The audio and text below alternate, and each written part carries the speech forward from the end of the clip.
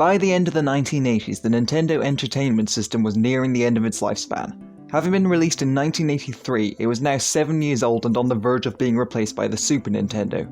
At this point, game developers had been working on it long enough that they knew the thing inside out, so now the challenge came not from getting the games to work, but from seeing how far they could push the system.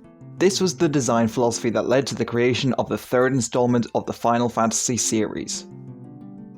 Final Fantasy III was released on April 27, 1990, exclusively for Japan. At this point, the amount of data that could be stored on an NES cartridge had doubled, and with the Super Nintendo rumoured to be releasing soon, the team at Square wanted to use everything they'd learned to create a game that pushed the limits as far as possible. Similar to Final Fantasy II, however, Final Fantasy III would not initially receive any kind of localization. The Super Nintendo was launching that same year, and everyone at Square was busy trying to figure this new system out, meaning there wasn't enough manpower to localize the game, so it never got an international release. A 16-bit remake for Final Fantasy III was planned for release in 2001 on the Bandai WonderSwan, just like Final Fantasies 1 and 2, but unfortunately, despite some screenshots being shown off on Square's website, this remake would be cancelled, probably due to the WonderSwan's poor sales. As such, Final Fantasy III was the only 2D game in the series that wasn't ported to the PlayStation or the Game Boy Advance. It wasn't until 2006, 16 whole years after its first release, that Final Fantasy III was finally released outside of Japan. Square was initially planning on developing a remake on the PlayStation 2, but when Nintendo heard about this, they requested that it instead be made for their new handheld. As such, Final Fantasy III was finally ported onto the Nintendo DS, the process being handled by Matrix Studios. What makes this version noteworthy, however, is that it wasn't just a graphical update like the previous ports of other games. This was a full-blown 3D remake which added new abilities, tweaked various gameplay aspects, and had a completely new main cast. This version of the game was the one that would later go on to be ported to other systems such as the PSP, iOS, and PC. The original 2D version of Final Fantasy III, meanwhile, would not see any kind of re-release until the Pixel Remaster in 2021, a full 31 years after the original. Better late than never, I suppose. The 3D version of Final Fantasy III is quite significant to me personally because this was my introduction to the series. I've mentioned this in the past, but I didn't grow up with internet or video games except for a couple of bootleg handhelds. It wasn't until I was 15 that I was gifted my first proper console, a Nintendo 2DS. Not long afterwards, my dad took me to a used video game shop to find something for it. I wasn't very familiar with games at this point, so I had no idea what anything was, but my dad found a copy of the DS port of Final Fantasy III and got really excited, proceeding to tell me how much he had loved Final Fantasy 7 and 9 when he was younger. Since nothing else was catching my eye, I figured, why not? So that afternoon, I got home, slotted it into my 2DS, and started playing.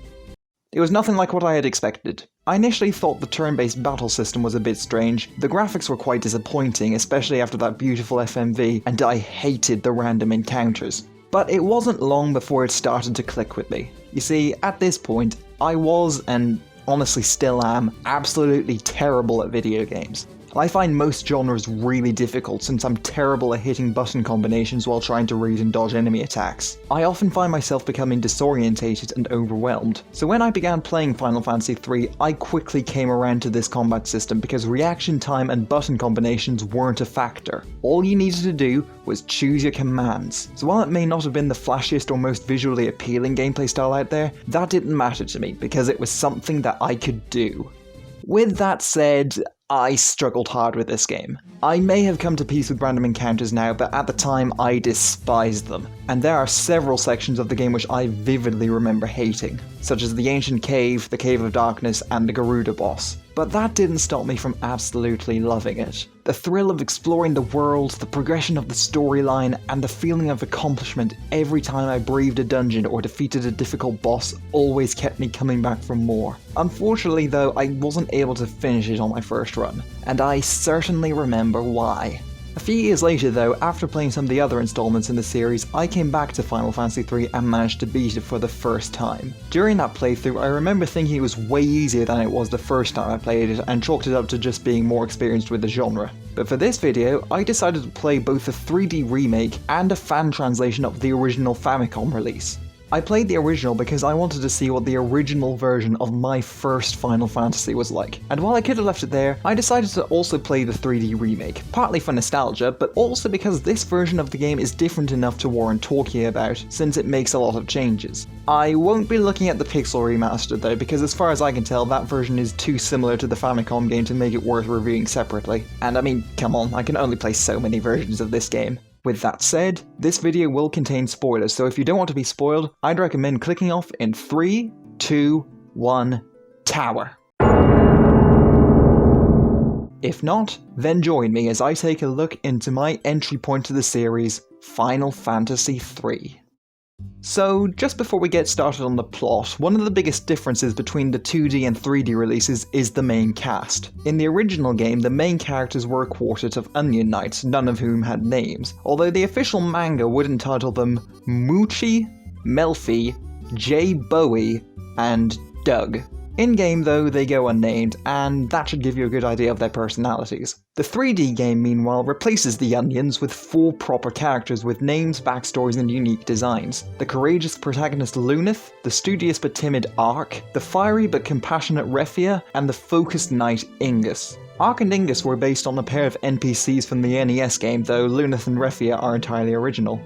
And can I just say that I am into Luneth's design. Something about their cheekbones, silver ponytail and battle vest just do it for me. And that name just sounds so good to say.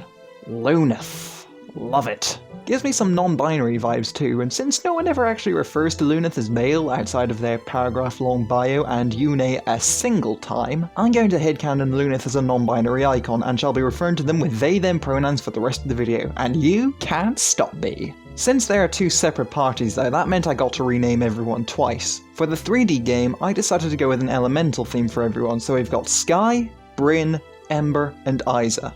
For the 2D game, meanwhile, I got my sister and a couple of friends to help me think of some names, so we ended up with Alyssa, Clotpo, Tori, and Freyr, which I didn't realise until finishing both games was actually the prototype name for Ingus. How's that for a coincidence? But regardless, time for the plot. Final Fantasy III takes place in a world whose 4 elements, wind, fire, earth, and water, are regulated by a quartet of magical crystals. Sound familiar? Recently, a set of earthquakes has rippled through the northern lands, causing the wind crystal to fall through the cracks, preventing its light from shining properly. Not long after the earthquakes have finished, a set of Onion Knights, or alternatively a teenager named Luneth, decide to go and explore some of the newly opened caves. This proves to be an unwise choice as they end up tumbling down an unexpected hole in the ground and are stranded in an underground cavern. And I guess it serves them right for running off into an earthquake area. Have you ever heard of aftershocks, kids? While searching for a way out of this mess, Luneth / the Onion Kids unexpectedly stumble upon the submerged wind crystal. Now, this is where the 2 versions diverge for a bit. In the 2D game, the crystal informs the 4 Onions that they've been chosen as the 4 Warriors of Light. It is now their mission to find the other crystals and rid the world of the forces of darkness that are threatening it. It also tells them that they'll never make it anywhere in life dressed as a bunch of vegetables and to grow up and get real jobs. So without as much as a cookie or a proper map, the 4 are sent out to save the world. In the 3D version, meanwhile, things are a bit more complicated. Luneth stumbles upon the crystal which tells them that they are one of the 4 Warriors of Light and commands Luneth to bring the others to it, before teleporting them out without a proper explanation. The bewildered Luneth makes their way back to their hometown of only to find that while they were gone, an evil djinn was set free during the earthquakes and has cursed the inhabitants of the surrounding towns and castle. I was only gone for an hour. Luneth, joined by their stepbrother Ark, who desperately wants to prove his courage, set off to assess this situation. And it isn't good. The djinn has turned the entire population of the neighbouring town and castle into stickmen, with the only survivors being Refia, the blacksmith's daughter who ran away from home due to not wanting to follow her father's career path, and Ingus, one of the king's trusted knights, who was out foraging when the curse fell. The 4 find out that the only thing that can defeat the djinn is a mithril ring, but unfortunately none can be created at the moment due to the blacksmith no longer possessing any fingers, and the only existing mithril ring belongs to Princess Sarah, who ran off on her own to the djinn's cave. So the 4 youths chase after her, find her unharmed, and then proceed to beat the djinn up, sealing it away and lifting the curse. As soon as the djinn is defeated, the 4 are unexpectedly teleported back to the wind crystal, and receive their mission briefing. From this point on, the story remains the same between the 2 versions, as the 4 protagonists set off to find the rest of the crystals and save the world. Not unlike Final Fantasy I. And also like that game, the narrative from this point becomes a bit loose. Most of Final Fantasy III can be summed up as a string of loosely connected events as the protagonists stumble towards their end goal. That won't stop me from attempting a plot summary though, so let's-a go! After saving the kingdom from the Jinn's curse, the quartet help a traveller called Sid get back to his hometown by smashing his airship into a rock that was blocking the way. Yes, this is one of those kinds of stories. After dropping Sid off at his hometown, the quartet attempt to continue down a mountain trail, only to be kidnapped by Bahamut, the king of dragons himself. They weren't the only ones to suffer this fate though, as Bahamut also got his claws on this guy named Desh, a flirty amnesiac who is dead set on figuring out his lost memories. With Desh's help, the quartet escape Bahamut's nest, and after a chain of events featuring a town of elves, a Viking base, and a sea serpent, the team are able to procure a ship for themselves. After some time, they discover the Gulgan Gulch, a cave of blind monks which can see into the future. Neat. The Gulgans point the team in the right direction and tell Desh that the answer he seeks lie within a tower. No, not that tower. Desh's fate lies in the Tower of Owen, so naturally that's where the team heads. And they arrive just in time as the mechanical tower has just been taken over by Medusa. You know, the Gorgon. Because she's suddenly a thing in this story. Medusa is working for the forces of darkness and has been sent to blow the tower up. The team are able to defeat her, but as the Tower of Owen goes into meltdown, Desh suddenly regains his memories. It turns out that Desh is actually one of the Ancients, a set of people who lived thousands of years ago. Desh is the son of the guy who constructed this tower, and the reason he's still alive now is that he was cryogenically frozen, set to wake up should the Tower of Owen ever be in danger. This is real. Unfortunately, the Tower of Owen is now in such a state that it's about to explode, blowing the entire continent up with it. But before that happens, Desh is able to shut it down by jumping into the furnace. Not sure how he came to that conclusion, but okay. With Desh gone and the tower now under control, the quartet head off in search of the crystals. This brings them to an island inhabited by moonwalking dwarves and this lovely fellow named Gusco the Rogue, another servant of the darkness. Gusco has managed to beat the team to the fire crystal and uses its opportunity to absorb its power for himself, turning himself into a giant salamander.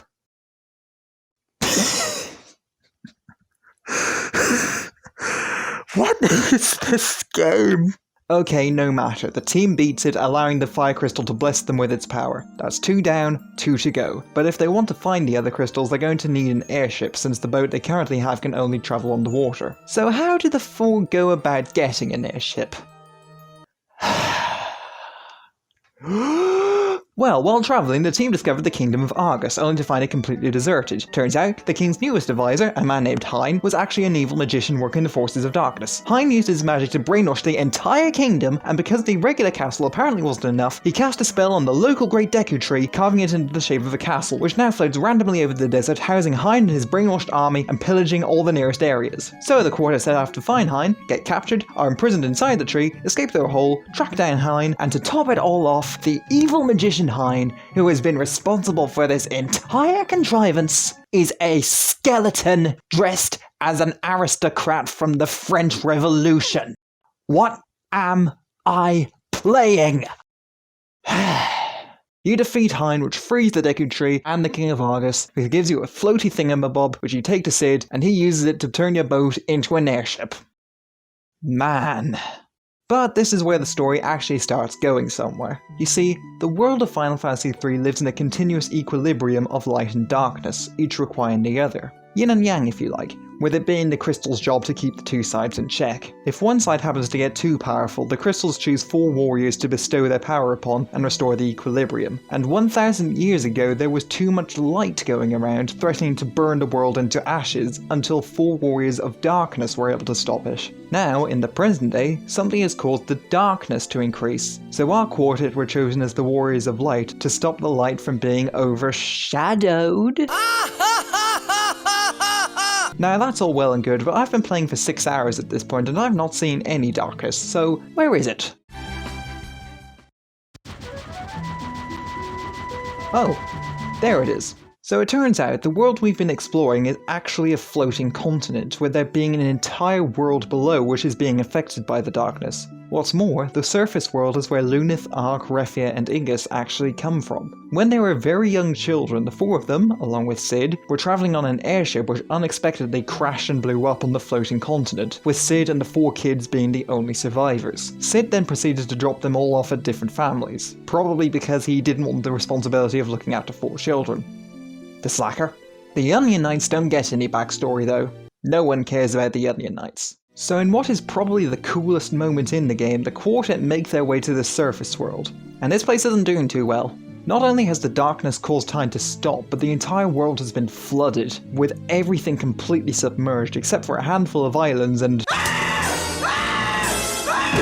But the Quartet do find a wrecked ship, boarded by a girl named Arya, the Maiden of the Water Crystal. Arya takes them to the crystal which blesses them with its power, but just as they start to leave, Arya is sniped and killed by a poisoned arrow meant for the kids. The team take care of the sniper but are unable to save Arya, who dies in Lunith's arms.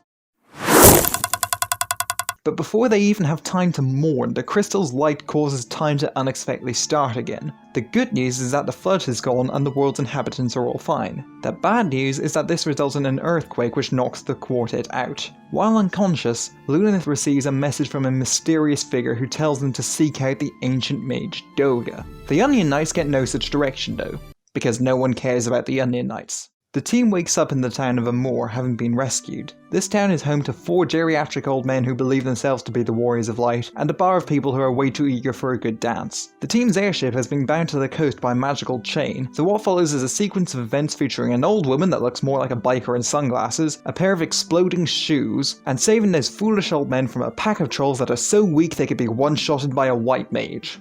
Cool. Within time, the team has their airship back and can finally search the world for Doga.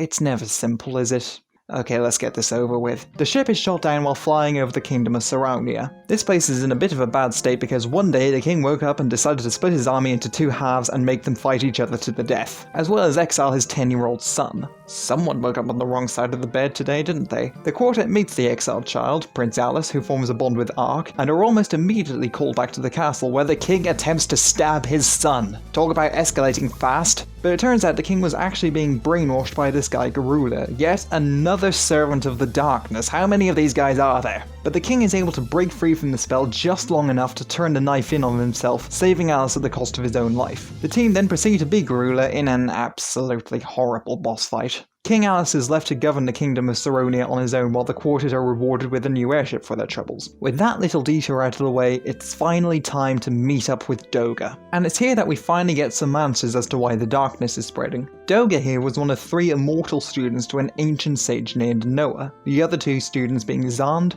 and this beautiful lady named Une. Wait, hang on, that's not what she looks like? This is unused concept art? Oh, well, let's see what she actually looks like then. Go back. Doga, Une, and Zand all studied under Noah for many years, but eventually Noah grew old and died. Before his passing, Noah gave each of his students a gift. Doga was given vast magical knowledge, Une was given power of the dream world, and Zand was given mortality. What? Yeah, that's right. Noah's gift to Zand was to curse him with inescapable death. Doga and Une are adamant that this was actually a good gift since it would allow Zand to make the most of the time he had. But Zand didn't see it that way, and I can't exactly say I blame him. Since then, Zand has searched for a way of regaining eternal life, which led him to flooding the world of darkness and stopping the flow of time, since in a world without time, he can't age. Now it's worth noting that Zand was frozen when time stopped, so it doesn't really sound like much of a life, but it clearly meant something to him since he's now trying to stop time again. So, the team head out on more loosely connected quests in preparation for the final showdown. These involve going submarining, waking Une up with a lute, acquiring yet another airship, and killing Doga and Une in battle in order to power up a magical key. Neat. With that, the team are finally ready to make their way to...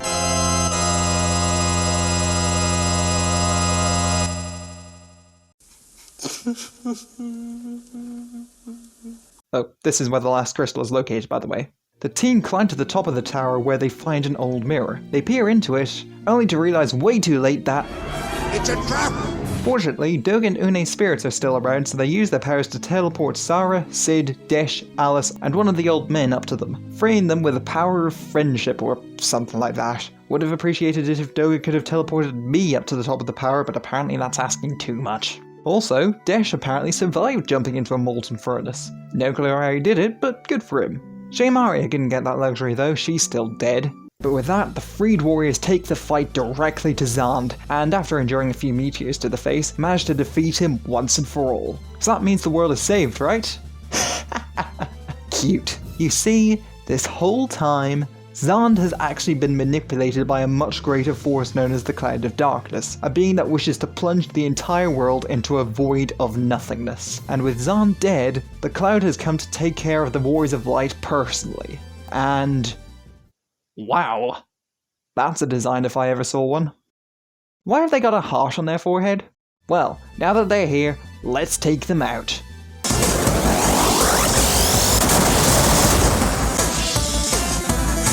This is the most obnoxious thing I've ever experienced in my life. The Cloud proves too much for the warriors, wiping them out, but all is not lost, as the spirits of Doug and Une are able to revive them with their powers of plot convenience before finally fading off into the afterlife. The revived quartet head into the Tower of Darkness to beat the Cloud once and for all. So, that was Final Fantasy III's story. It wasn't awful. There are certainly aspects of it I liked, but compared to Final Fantasy II's story, this feels like a considerable step back. This story feels like a somewhat expanded version of Final Fantasy I. I mean, it literally starts with 4 elemental crystals and a princess named Sarah.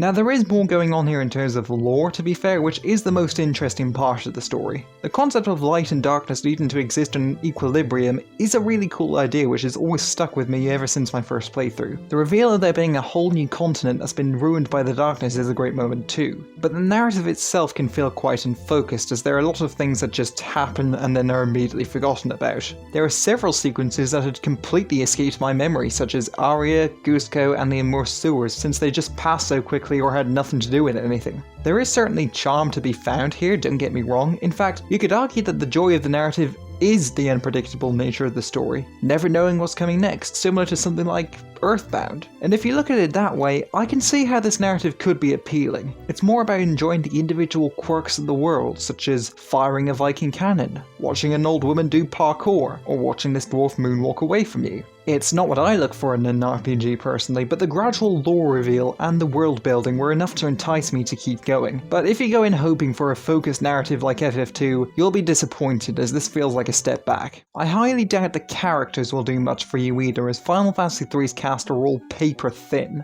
Do I even count the Onion Knights as characters? They do occasionally speak, but they have so few traits that the game doesn't even bother to specify which one is talking. They're courageous, they want to save the world, and I guess at least one of them knows how to play the lute? That's all I got. The remake is even more disappointing in this regard, because while it went to the trouble of turning the Onion Knights into proper characters, it really doesn't do anything with that. Luneth is optimistic, playful and confident, though not to the point of arrogance. Ark is shy, studious and wants to prove his courage. Refia is compassionate, short-tempered, reluctant to becoming a blacksmith and hates toads. Ingus is stoic, reserved and in love with Princess Sarah. That's it. What's particularly frustrating about this is that there's loads of unused dialogue in the game files, which show that there were plans to go a lot further into this cast. As an example, during the Castle Hine incident, it was initially going to be Luneth's fault that the team got captured, and they would have had a short solo scenario where they would have had to find and free the rest of the team all on their own, while accepting that it was their own cockiness that put everyone in danger. This sounds like it would have been an awesome moment, and I wish that it existed as part of the final game, but the characters we actually got don't live up to the potential they had. There's also a cast of guest characters similar to the second game, although they don't join you in battles here, instead just following you around the maps and getting their own portraits in the menu. Why does Arya look like a mermaid? The remake was initially going to make them fully playable in battle, but ultimately decided to just have them occasionally jump in with a spell during battle. It's not something you should rely on, but Desh did manage to save me during the Medusa fight. Most of these characters are still really thin though. Arya in particular dies about 20 minutes after meeting her, so that sucks. But even then, most of them don't amount to much. Sarah is sweet. Une is energetic. Sid is jolly, and has a wife called Mrs. Sid. The only character who somewhat stood out to me was Desh. He had the most interesting backstory and managed to remain oddly likeable with his dialogue. He kinda creeps me out in the Famicom game though due to how he continuously changes colour. In towns and dungeons he alternates between blue and pink, his world map sprite is red, and his mini portrait is green. What is this? Doesn't help that his Amano artwork has a very vampiric vibe to it. But then I found out that his initial concept design looked like the actual devil, and I realized that maybe I don't have it so bad. As for the villains, Zant has motivation, which does give you a reason to sympathize with him, but we don't properly meet him until the very end, where he's immediately overshadowed by the Cloud of Darkness. As for the Cloud, they're hot, they have bad breath, and they want to destroy the world. Nothing less, and nothing more. But that's everything I've got to say about the story, so let's get into the gameplay. Now, before I say anything about Final Fantasy III, let me just state that this game is easily the best of the NES trilogy. It has its hiccups, trust me, we will get to them, but on the whole, this game is a much more enjoyable experience than Final Fantasy I and especially Final Fantasy II. First of all, Final Fantasy III got rid of FF2's level up system. We're back to EXP and I could not be happier. The battles flow considerably better this time around thanks to the new damage pop-ups. In the previous two games, damage and healing numbers were displayed like a PowerPoint presentation. Here, they pop up on screen, which is both quicker and more immersive. What's more, they finally added in auto-retargeting when a monster dies, so you no longer have to worry about your fighters swinging at air like a bunch of morons. And that's all before we get to Final Fantasy III's most defining trait, the job system. Remember how in Final Fantasy I you had a choice of 6 different roles you could make your characters? Final Fantasy III takes that idea and runs with it. In this game, you have a total of 23 different jobs you can turn your characters into, but more importantly, you can change jobs whenever you want. In Final Fantasy I, once you chose your team, that was it. No going back. You picked the thief and didn't like it? Too bad. Here, all you have to do is turn your character into one and there you go. This is an extremely fun system as it allows you to play around and figure out what you like and drop whatever you don't. Every job has different stats and unique abilities. Thieves can actually steal things in this game. The Bard can sing to put status effects onto enemies. Dragoons can jump really high and dodge enemy attacks before crashing down on them for massive damage. Whatever your preferred battle style, there will be a combination that works for you. And since you unlock new job crystals every time you discover a crystal, the system never grows stale as there's always new stuff to experiment with. Not all jobs are created equally, to be fair. You'll never catch me using a Geomancer, Evoker or a Bard, but there are plenty of jobs which I absolutely love. The Thief is one of my favourites. They have brilliant agility, they make it much easier to flee battles, and in the 3D game, their damage output is through the roof. By the time I got my final airship, Refia was doing straight quadruple 9s in every battle. I also love the Monk in its upgraded form, the Black Belt. Physical attacks out damaging bladed weapons with just my bare hands? Yes please! Some jobs also got new skills in the remake. The warrior in the NES game was just a standard attacker, nothing more. In the 3D game, they were given the advanced skill which allows them to attack for increased damage at the cost of lower defense. The Dark Knight was given the ability to strengthen their attacks at the cost of sacrificing some of their HP. Yeah, that iconic Dark Knight trait wasn't in the original. The job that I think benefited the most though was the Viking. This class offered nothing in the original. They were just a warrior with worse accuracy. In the remake, they were given a skill called Provoke, which guarantees that the enemy will ignore all the other fighters, equip them with 2 shields, put them in the back row, and watch as Kunoichi strikes at them 3 times per turn for 0 damage each time. Love to see it. Now, with all that said, the execution of the system isn't perfect. It's a solid idea, and future games would go on to perfect it, but in Final Fantasy III, there are some quirks. First off, while you unlock plenty of new jobs throughout the game, some of them are just improvements of previous jobs. The Knight is a better warrior. The Devout is a better white mage. This isn't the worst thing in the world, but it renders the earlier versions obsolete. Switching between jobs isn't free. In the Famicom game, switching jobs required a fee of capacity points, which are rewarded to you in battles, while in the remake, characters will suffer from job sickness, not performing as well as they should until they've gotten used to the new job. Neither of these were awful, but they did get annoying. Jobs also have their own level up system separate to your character's levels. These dictate how well your character wields the job. I get the idea behind this, they want to make the jobs feel better as they use them, but it's a double-edged sword as it discourages experimentation. Why would you want to switch from a level 60 warrior to a level 1 knight? Sure, the knight may be better overall, but the thought of starting the leveling process all over again isn't very attractive. Then there's the inventory. Now, this isn't a problem in the 3D game since that version made the inventory unlimited, thank god. But in the 2D game, it's limited to the same number of slots as Final Fantasy II's, with key items once again not being stored separately. Items stack in this game, so it does improve in that regard, but whenever you want to swap jobs you have to unequip everything, meaning you need 5 empty slots in your inventory. And this is where you'll start getting annoyed because your inventory fills up very quickly. They did provide a solution for this, that being the Fat Chocobo. Find this guy in specific areas and he'll hold onto your things for you by storing them in his belly. Ew! He eats my stuff? Who keeps their valuables inside an overgrown chicken's stomach? Do you want it to be digested? And how does he give it back to you? Does he regurgitate it or does he...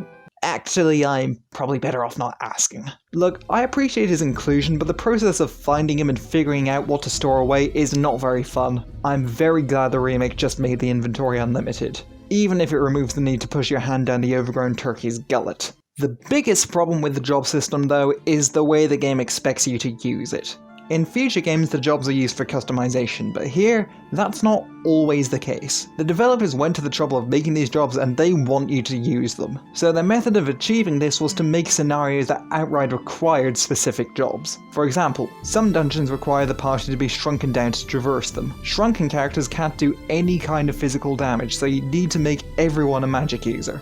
Or just run from everything, that can work. The fight against Garuda requires that the entire party be turned into dragoons, otherwise they'll be slaughtered by his lightning attacks, and even then this fight is horrible. Hein is the earliest example in the series of a barrier shift boss, that being a boss that continuously changes its weakness, requiring you to adapt to it. In order to beat him, you need a scholar to scan his weakness, and in the NES game, this is not optional. Now, on the one hand, you can argue this encourages strategy. In the previous games, you could get away with only ever touching the attack button, which could get mindless. Some of you have even completed the first game with just your... tongue?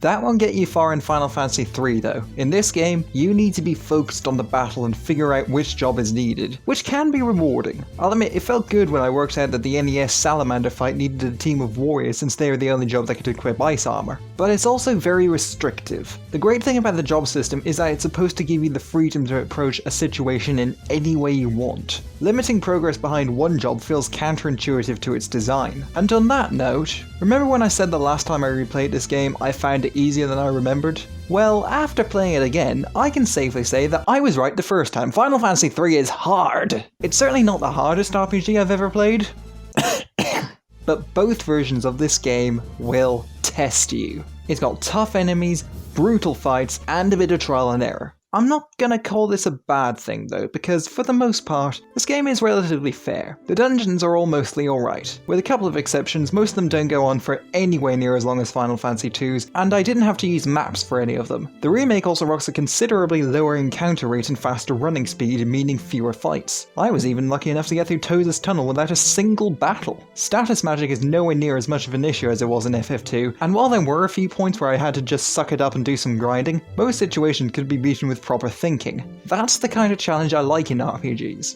That being said, there were a few choices here that felt a bit too archaic. Firstly, FF3 ditches the second game's MP system with Final Fantasy I spell charges.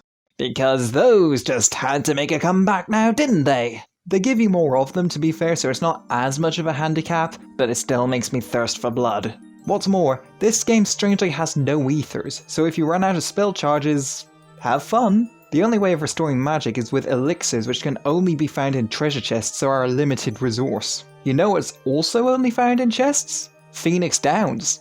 Yes, Phoenix Downs are a limited resource in this game, and since you don't get the life spell until a very long way in, don't splurge on them when you start, otherwise you may find yourself in trouble down the line. The Famicom game also doesn't have a map.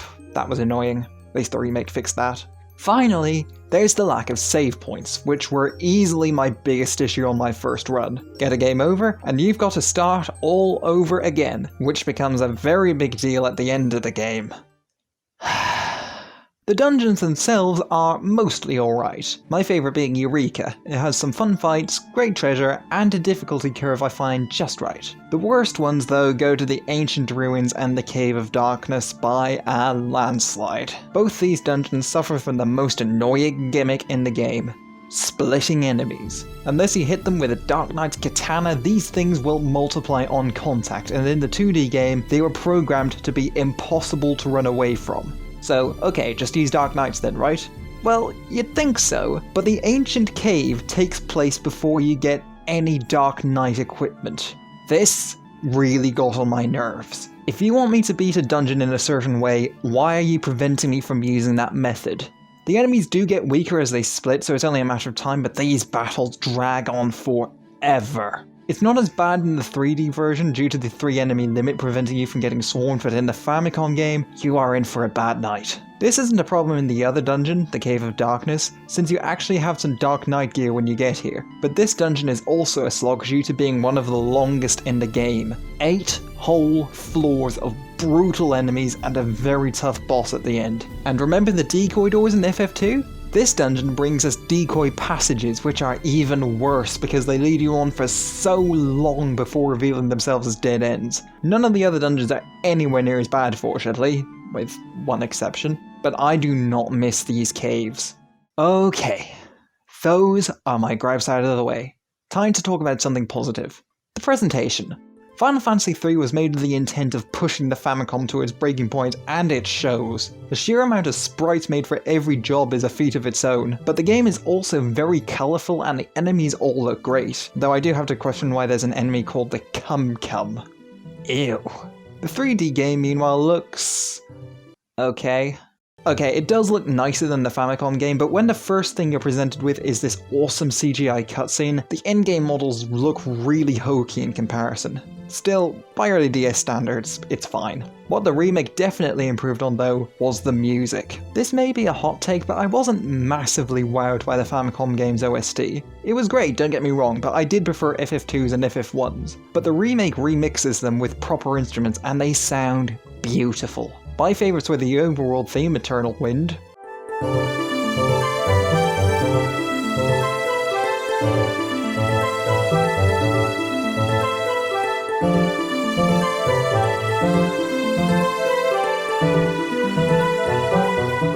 the theme of the Flooded World,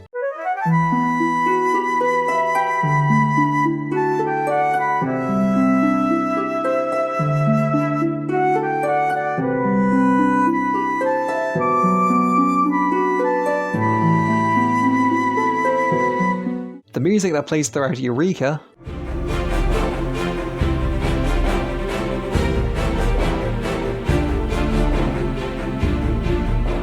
and my favourite, The World of Darkness.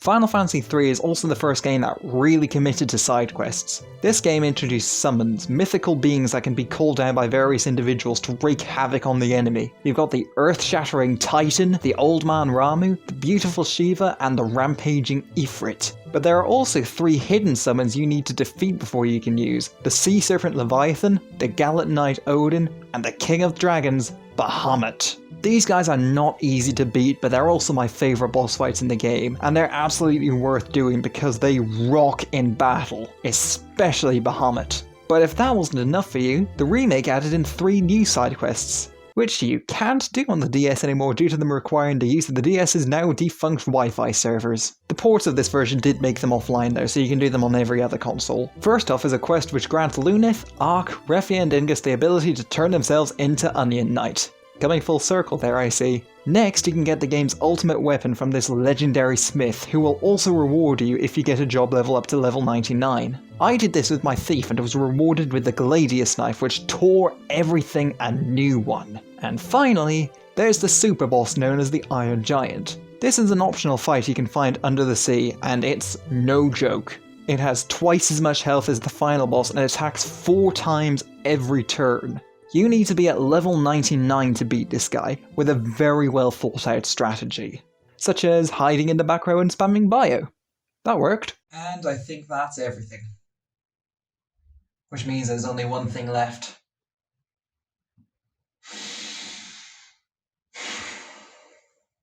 This is Final Fantasy III's final dungeon. It's called the Crystal Tower. Where do I start?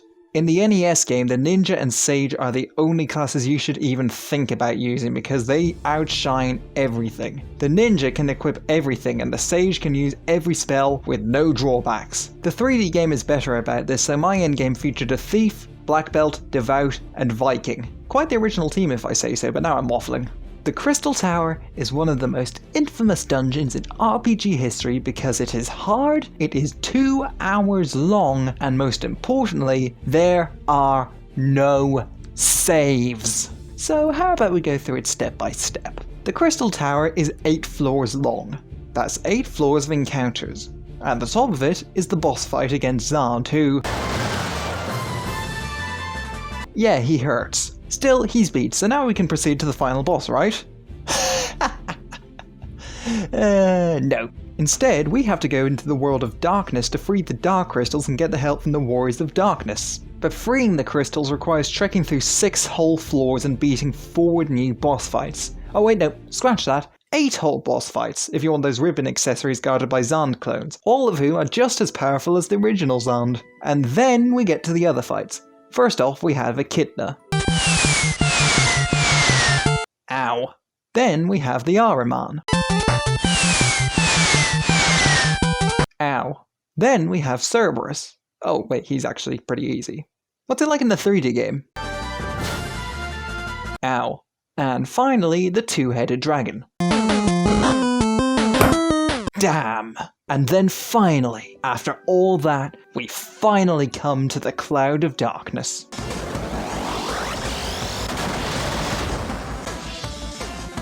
Yeah, that's generally how it goes. The Cloud of Darkness is the single hardest boss in the entire NES trilogy by a country mile. In the NES game, they only have one move, Flare Wave, which hits the whole party for 1500 damage every time. And since your most powerful healing spell will only do 600 per round, you won't last long. In the 3D game, they have 2 tentacle companions who give them 4 moves per round, and when they use their particle beam, you're in trouble. Long story short, you will die. And when you die, prepare to throw your console into the nearest shredder because you will have to do the entire Crystal Tower all over again. All 14 floors and 9 boss fights just to have another shot at this fight. This is the reason I never finished the game back in the day. Wasting 2 hours every time was just too much to ask for. This is the one area of the game that I consider unfair, because the final boss is just too hard to lock behind a 2-hour marathon. Still, I'm here now, so I guess I better figure it out. This is going to require some strategy. Well, let's see. The Famicom Cloud hits me for 1500 every turn, and Cure 4 can only heal 600 per turn despite being a full heal on a single target. Wait, it's a full heal on a single target. And I've also got Life 2, which revives characters for full health. So that means the only character I need to keep healed is the one with Life 2. So that's what I did. I had my ninja slashing away while Klotpo spammed Bahamut, all while Tori cast Life 2 every turn, only stopping every now and again to cast Cure 4 on themselves. I kept at it, hacking and reviving until finally, after 9 whole minutes...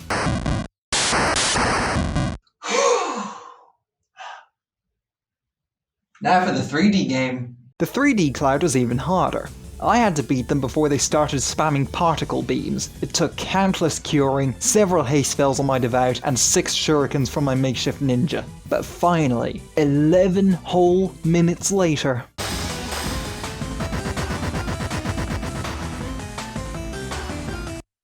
And so, the Cloud of Darkness is defeated, the equilibrium is restored, and the world is finally safe. The 4 warriors return home, dropping their friends off on the way. Lunith and Dark return to Ur as heroes. Refia decides to finally become a blacksmith, and Princess Sarah states she wants to stay and have some fun with Ingus. Interpret that in any way you wish. The game ends with the sky clearing as the Wind Crystal proudly stands on the top of a mountain, shining once again. So, that was Final Fantasy III. Is it good? Yes. It's the best game in the NES trilogy. It's the most creative, the most strategic, and the most impressive.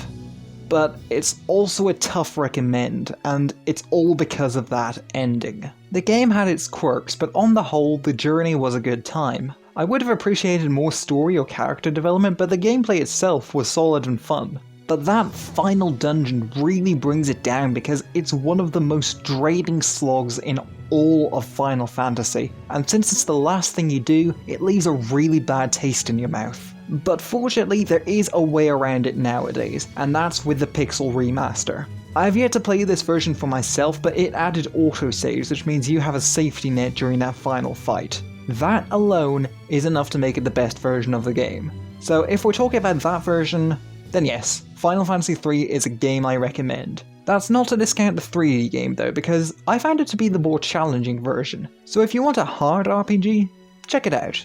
If I had to describe Final Fantasy III in one word, it would be demanding. It demands patience, thought, and commitment. But if you can give it that, there's fun to be had. Just please, whatever you do, don't start with it. Especially if you're not familiar with RPGs. As someone who did start here, I can tell you that there are much better ways of easing in. Try it out by all means, but get your feet wet first. Thanks for watching.